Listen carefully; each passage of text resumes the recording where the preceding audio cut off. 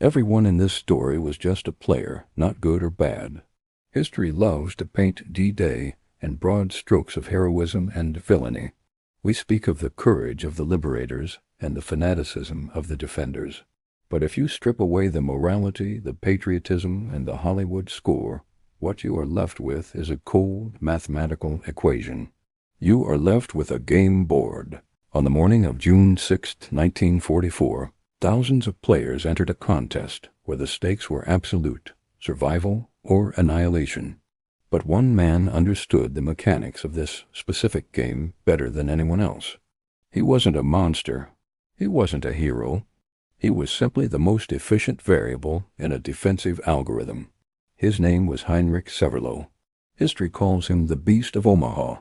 He is credited with inflicting over 1,000, perhaps as many as 2,000 casualties in a single morning.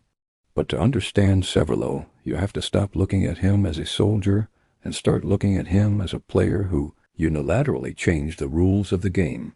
While the Allies were playing for territory, Severloh was playing a game of pure efficiency.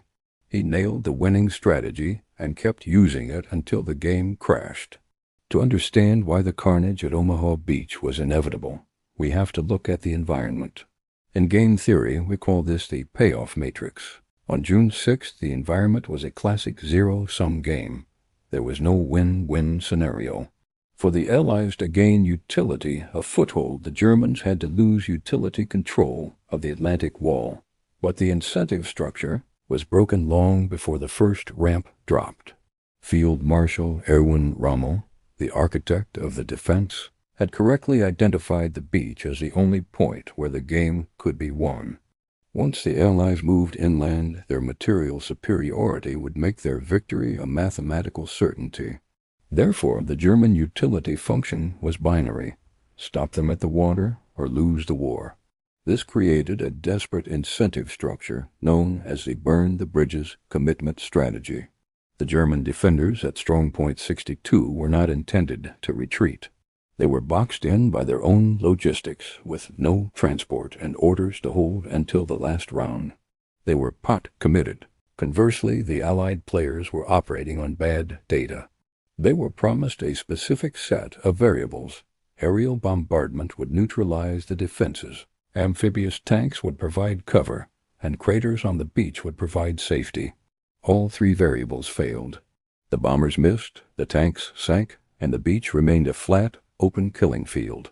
When the ramps dropped, the actors on the boats found themselves in a contextual collapse. The game they were trained to play did not exist. They had entered a logic gate, and the logic was set to reject. Now, let's look at the dominant strategy used by Heinrich Severloh. This is where the myth of the beast dissolves into the reality of geometry. Severloh was stationed at WN62, the most formidable strong point overlooking the easy red and fox green sectors. Most soldiers in high-stress environments suffer from decision paralysis, firing wildly and wasting resources. Severloh, however, operated in a state of Nash equilibrium.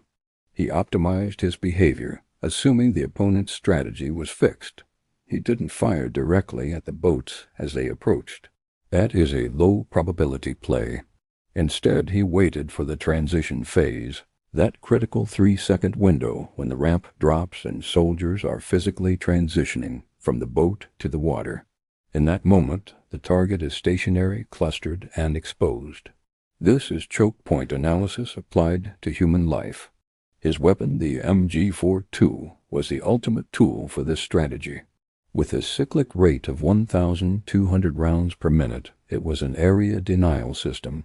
But Severloh's brilliance was in his resource management.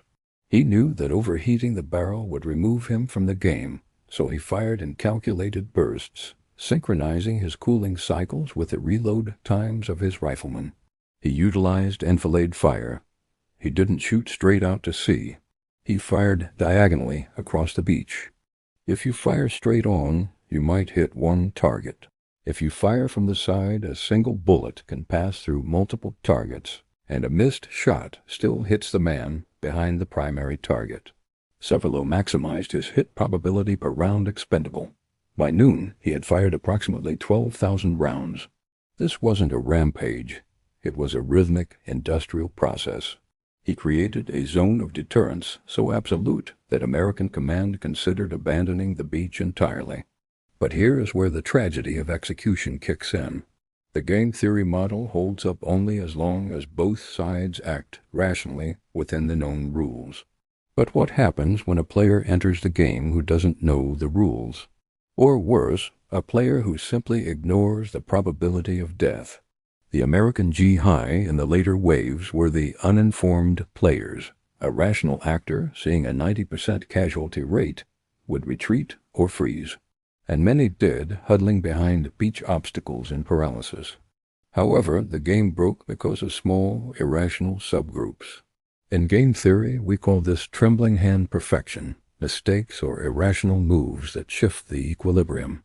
Small groups of soldiers, realizing that staying on the beach yielded a 100% probability of death over time, chose the high-risk, high-reward strategy of charging the bluffs. They didn't follow the plan. They didn't use the designated exits, which Severloh had zeroed in on. They climbed the cliffs where they weren't supposed to be. They introduced chaos into Severloh's perfect algorithm. The tragedy here is the information asymmetry. Severloh could see the beach, but he couldn't see the flanks. He was playing tower defense, focused on the swarm in front of him. He failed to account for the lateral movement of small, independent units, the outliers in his dataset.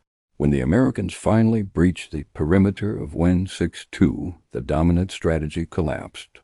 Severloh, realizing the game state had shifted from defense to survival, abandoned his post. The machine halted not because it was broken, but because the variables on the board had finally overwhelmed the operator's processing capacity. Why does the story of the Beast of Omaha still haunt us? Why do we analyze Severloh's fire arcs and ammunition counts 80 years later? Because the game board hasn't changed.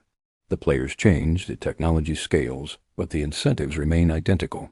Look at the modern corporate landscape or the digital battlefields of cybersecurity. We see the same Severloh strategy played out every day. Consider a tech monopoly defending its market share. They don't need to innovate. They just need to hold the choke point. They create a digital WN62 where the switching cost for the user is so high, it's equivalent to running across a beach under fire. They utilize predatory pricing, the enfilade fire, to ensure no startup can establish a beachhead. Heinrich Severloh was a tragedy of history, but he was also a lesson in the cold reality of high-stakes competition. If you control the geometry, if you understand the flow of the opposing force, and if you are willing to expend resources without hesitation, you can hold back a superpower. But the lesson of Omaha is also this: no algorithm is perfect. No wall is high enough. Eventually, someone who doesn't know the odds or doesn't care about them will find a way to climb the bluff. The players change, but the board stays the same.